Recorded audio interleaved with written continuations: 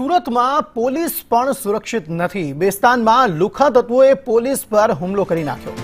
Police પર ગાડી ચઢાવવાનો પ્રયાસ કરવામાં આવ્યો હતો। હયાતનગર સ્થિત હિન્દ હોટલ સામેનો આ બનાવ છે। આરોપી યુનુસ પઠાણ નશામાં હોવાનું અનુમાન લગાવવામાં આવી રહ્યું છે।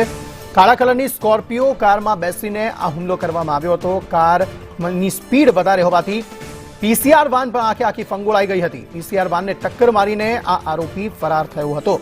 હત્યાનો પ્રયાસ કરનાર સામે હવે ફરિયાદ નોંધાઈ છે। યુનુસ ઉર્ફે ટેણી મુઝફ્ફર પઠાણ સામે ફરિયાદ નોંધાઈ છે।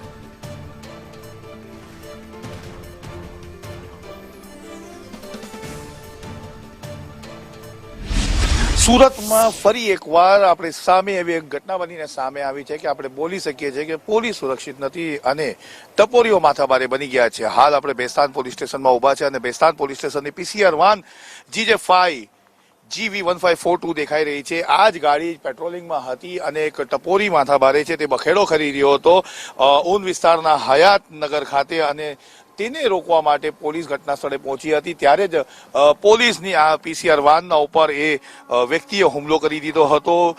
યુનુસ મુઝફ્ફર પઠાણ માથાભારે તરીકે છાપ ધરાવે છે।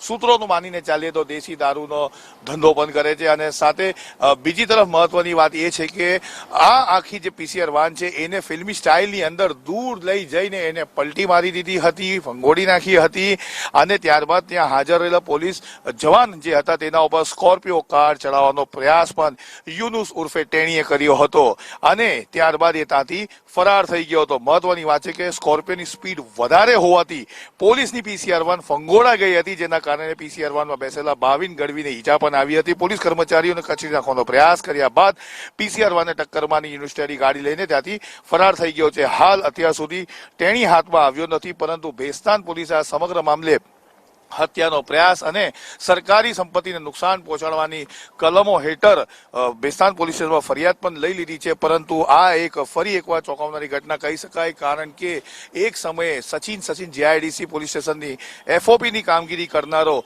કયા સમયમાં બુટલેગર બની ગયો અને એટલો બેફામ અને માથાભારે થઈ ગયો છે કે હવે એ જ પોલીસના ઉપર એ હુમલો કરતા પણ પાછળ નથી હટી રહ્યો।